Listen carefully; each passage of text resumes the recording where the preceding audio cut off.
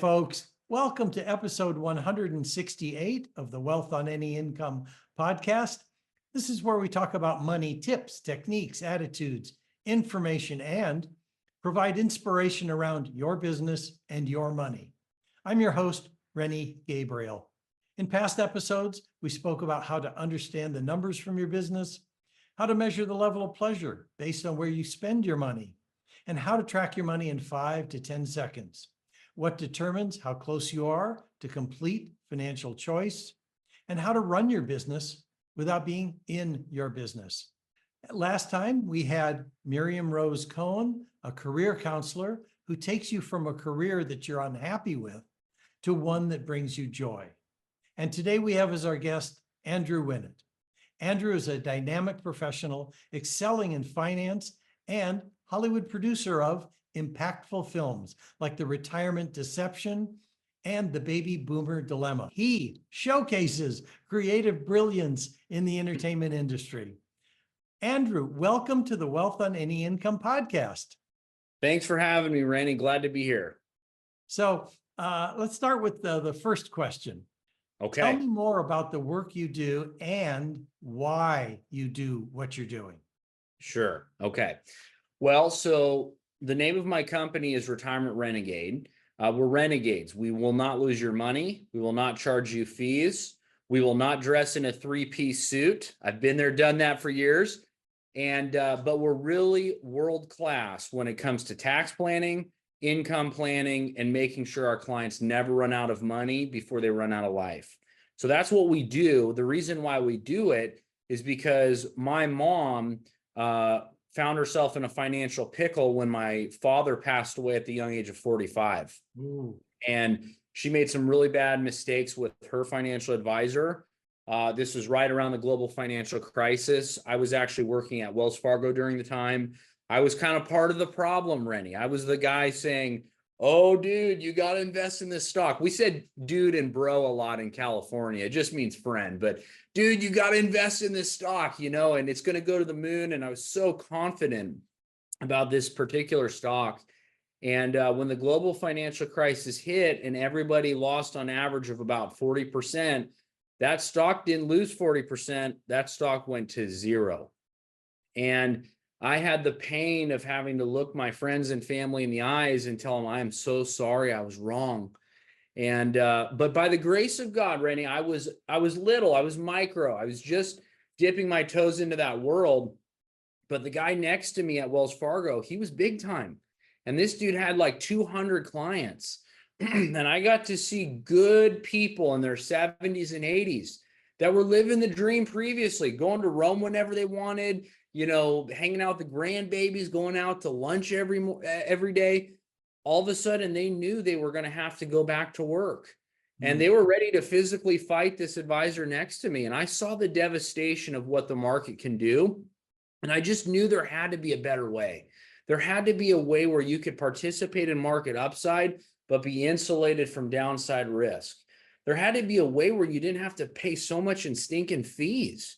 According to Forbes, 2.1% per year across the board in America is the average cumulative fees that you pay in your retirement accounts.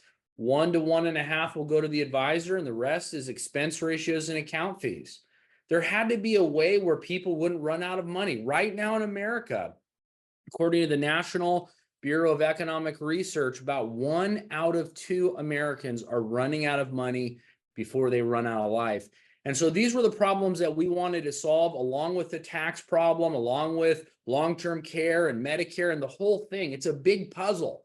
And most advisors are not able to talk about all those things because the mothership won't let them. So they just focus on growing your money, but unfortunately, there's a 50% failure rate in America. And frankly, that's unacceptable. Thank you, Andrew. I appreciate that because I know exactly what you're talking about. I got a lot more years on you, and I've seen how that can happen. And one of the things that I talk about is that wealthy people are not limited to stocks, bonds, and mutual funds. That's right. So I know you're on the right track with what you're doing. Now, one of the things my listeners know, and anybody who's read my materials realizes, I donate 100% of the profits from my books, from my programs, from my coaching, from all the work I do educating other people. Wow. And I do this because I can, but more importantly, my guests also need to have some philanthropic Yep. attitude. So tell me about the charity that means the most to you and what they do. Well, so we do. So I, first of all, I love that. I think that generosity should just be like breathing air. I mean, I believe in Jesus. He's my Lord and Savior, and we are called to be benevolent because look at what he gave us, right? I mean, he gave us everything. So we give to a lot of organizations, but right now the biggest one we're going after is A21 campaign, which is Christine Kane. It's an anti-human trafficking, human sex trafficking organization. We're doing a gala event in November. I've donated 100,000 to this gala event, and we're trying to raise as much money as we can to end human sex trafficking here in our local area of Nashville, because it's a massive problem. A lot of people, they don't realize how bad it is in their area. I mean, if I got 4 kids and if one of my kids was taken, holy cow, I'd move heaven and earth to get them back. But these are someone's daughters. These are someone's sons. These are their grandsons, granddaughters. We've got to unify and we've got to tackle this problem, because if we don't, who will? And so we give a lot back to A21 campaign to end human sex trafficking, among other organizations that we give to. Great. Thank you, Andrew. I appreciate that. And I also donate to that kind of organization that's operating here in Los Angeles. Yeah. The next is a 2-part question. The Okay. first is, tell me what your biggest failure was, personal or business. And I think maybe you hinted at that when you were with Wells Fargo. But the second part is, I think that we also touched on that, what your biggest insight was from that failure and how you used that to create success. Well, I've had a lot of failures, to be honest with you. I'll give you 3. Okay. I'll quit 3 quick ones of what I learned, because there's no like massive big one. I mean, I've had big ones, but the 3 big ones was, number 1, I lost a bunch of people's money in 2008. The takeaway there was that I didn't realize, it's kind of like the same mindset that a lot of Americans have right now with the stock market, is the market's it's never going to go down. And if it goes down, it'll come back tomorrow. We've had such an unbelievable ride that we have forgotten how bad things can get, especially with our demographic problem here in America, which leads to a stagnant stock market. Just look at Japan and Germany. But I learned from losing people's money that as you get older, it's not so much about how much do you earn, it's how much do you not lose. And that is, you should put your money in the market when you're going up the retirement mountain, the accumulation phase. But goodness gracious, when that paycheck goes away and now you have to start drawing from your savings, having safety of principle is important. So that's the first one. Second one, I got sued because in my previous organization that I started, we were very recruiting driven. I was training other advisors to do what I did. And we had 200 advisors across the country. And I would take them from an unlicensed agent, if you would, and help them with that process. You've been in the financial industry. You know how long it takes to take somebody from zero to making $10,000 their first month. That's a miracle. And that's what we were doing. And we had another competitor who was taking our advisors. And so I did a private video in our private Facebook group. And my wife that morning told me, Andrew, you shouldn't do this video. And I was so pissed off because, my agents and advisors are being poached, from a competitor. I spent all this time and money training them and helping them succeed. And I did the video and it got leaked to this competitor. He sued me. We ended up settling out of court. He sued me for defamation. And the takeaway there is, listen to your wife.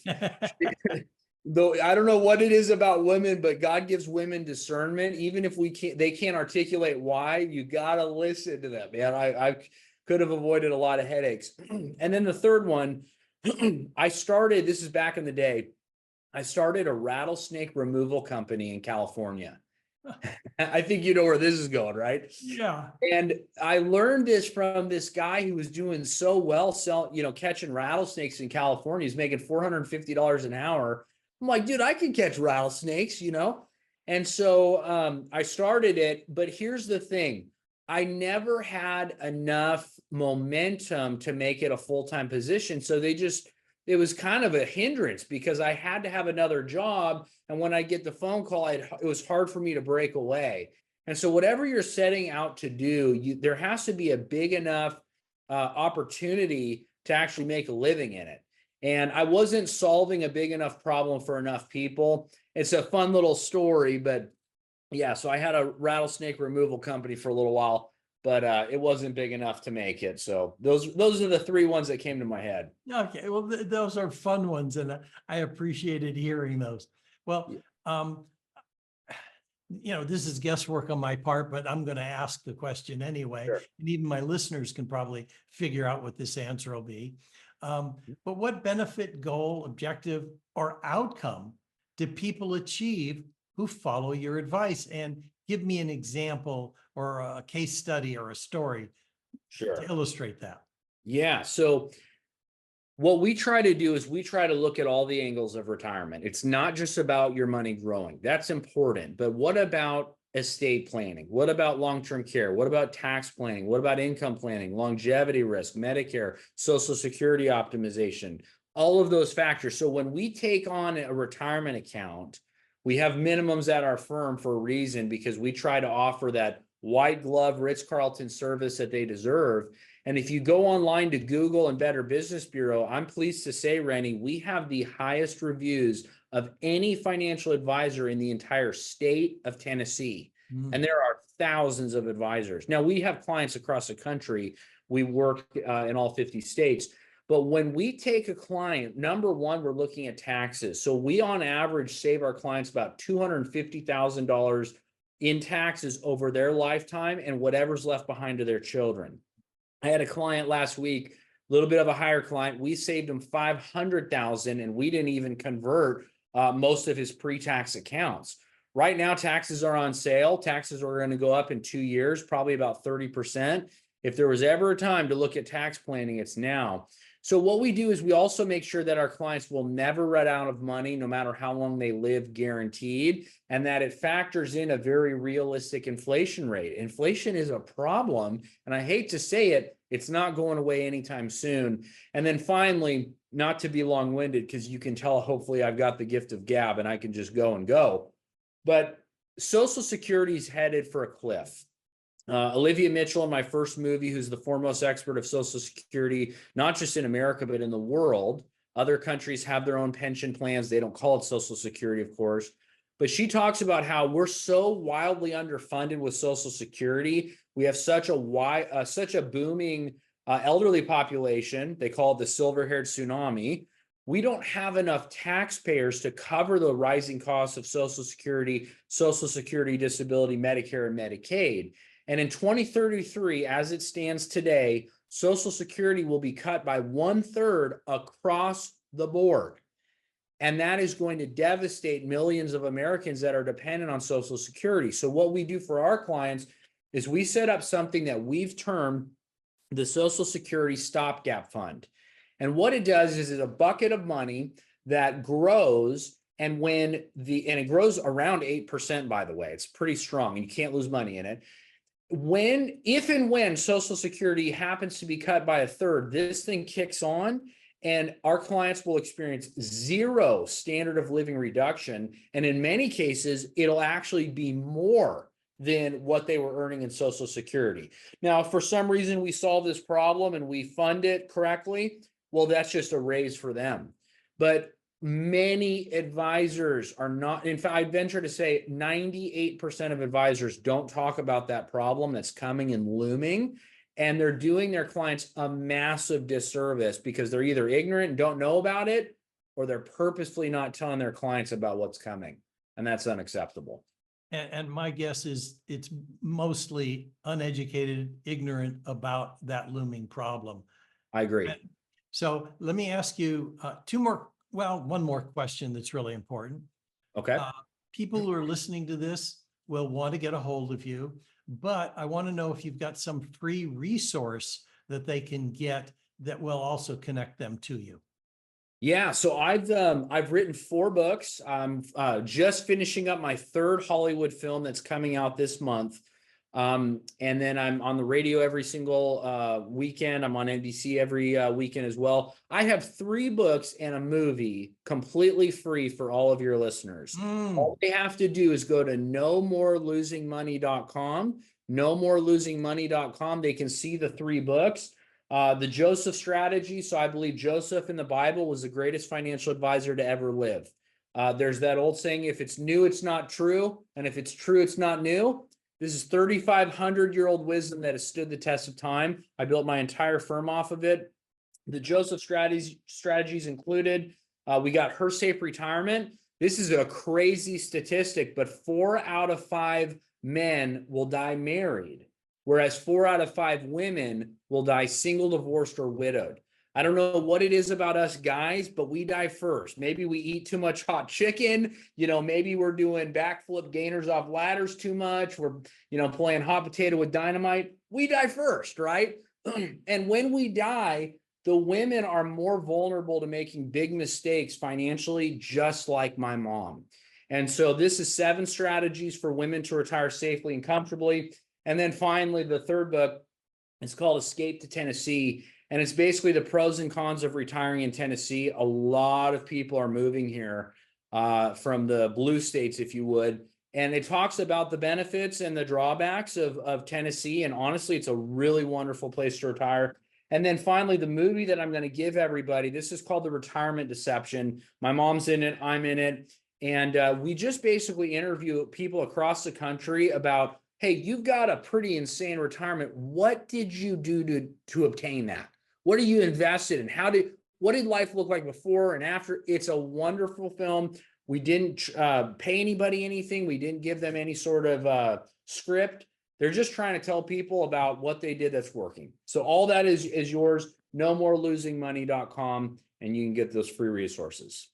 Thank you. That will be in the show notes. People can just click on the link and get right there. And I will also be going there and checking that out, because those sound like fabulous resources that I want to be sure everyone I'm connected to is aware of. And Andrew, thank you so much. I want to acknowledge you, and I want to again thank you for being on the Wealth on Any Income podcast. My pleasure. Thank you, Rennie. You are welcome. And to those who are listening, if you'd like to know how books, movies, and society programs you to be poor and what the cure is, then log on to wealthonanyincome.com/TEDx. You'll hear my TEDx talk and can request a free 9-step roadmap to complete financial choice and philanthropy, and receive an occasional email with tips, techniques, or inspiration around your business or your money. And if you'd like to see how you can increase your wealth and donate to the causes that touch your heart, please check out our affordable program, Wealth with Purpose, or check out Andrew's offerings from the link that will be in the show notes. To my listeners, thank you for tuning in. You can listen to the Wealth on Any Income podcast on your favorite platform, and please rate, review, and subscribe.